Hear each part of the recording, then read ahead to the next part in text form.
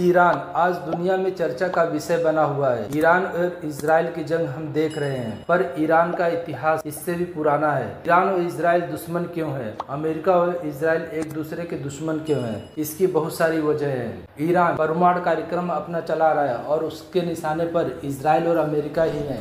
इसीलिए वे नहीं चाहते कि ईरान परमाणु बम बनाए। पर क्या ईरान पहले भी ऐसा था? हम इतिहास में देखेंगे तो ईरान आज कई हजार साल से जंग लड़ रहा है। चलिए जानते हैं कि ईरान का इतिहास क्या है। ईरान को पहले फारस कहा जाता था। यह क्षेत्र दुनिया के लिए सामरिक दृष्टि से काफ़ी महत्वपूर्ण रहा है। वजह है फारस की समृद्धि। इस कारण फारस पर कई आक्रांताओं की नज़र रही। तो चलिए जानते हैं कि इस पूरे क्षेत्र का इतिहास क्या है। ईरान एक बार फिर युद्ध लड़ रहा है। उसके कट्टर दुश्मन इजराइल और अमेरिका उस पर ताबड़तोड़ हमले कर रहे हैं और इन हमलों से पूरा मिडिल ईस्ट दहल गया है। दुनिया के लिए ये युद्ध भले ही नया हो, लेकिन ईरान का इतिहास युद्ध से भरा पड़ा है।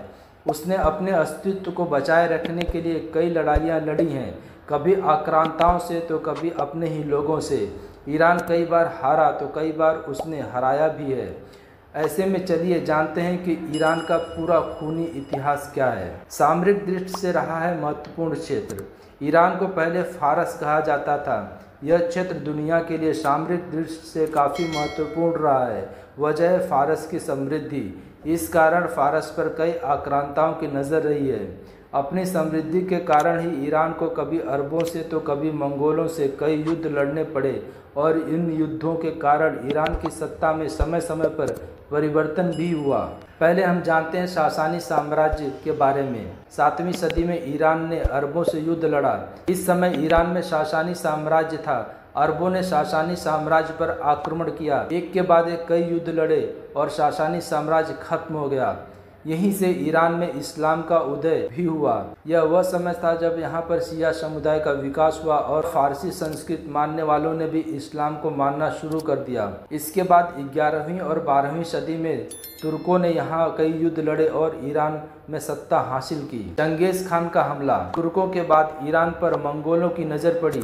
मंगोल नेता चंगेज़ खान ने 1219 से लेकर 1260 के बीच ईरान पर कई हमले किए। यहाँ भीषण नरसंहार हुआ और कई शहर खत्म हो गए।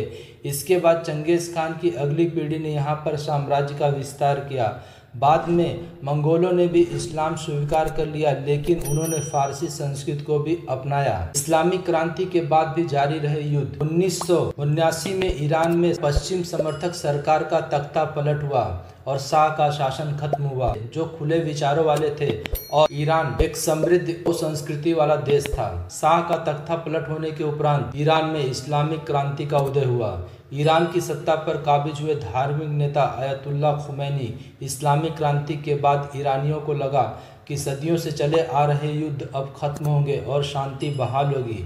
हालांकि ऐसा नहीं हुआ। इस्लामिक क्रांति के बाद ईरान इजराइल और अमेरिका की नज़रों में आ गया और धीरे धीरे यह दोनों देश ईरान के कट्टर दुश्मन बन गए। कारण था ईरान का रेडिकल संगठनों को समर्थन और समय समय पर इजराइल को धमकी देना। यही कारण है कि आज इजराइल और ईरान दुश्मन है और अमेरिका भी इजराइल के ऊपर बहुत सारे सैंक्शन लगा चुका है, जिसके कारण दुनिया के अधिकतर देश ईरान से व्यापार नहीं करते, चीन और भारत को छोड़कर। आज ईरान की करेंसी गिर चुकी है और ईरान दुनिया से अलग थलग है।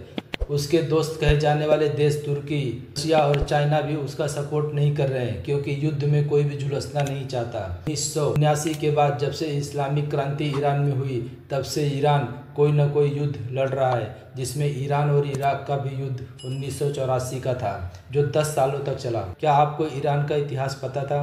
वीडियो अच्छा लगा हो तो लाइक, चैनल को सब्सक्राइब और वीडियो को शेयर करना ना भूलें। बेल आइकन बेल को प्रेस कर लें ताकि नोटिफिकेशन आपको मिलता रहे। मिलते हैं अगली वीडियो में, तब तक नमस्कार, वंदे मातरम।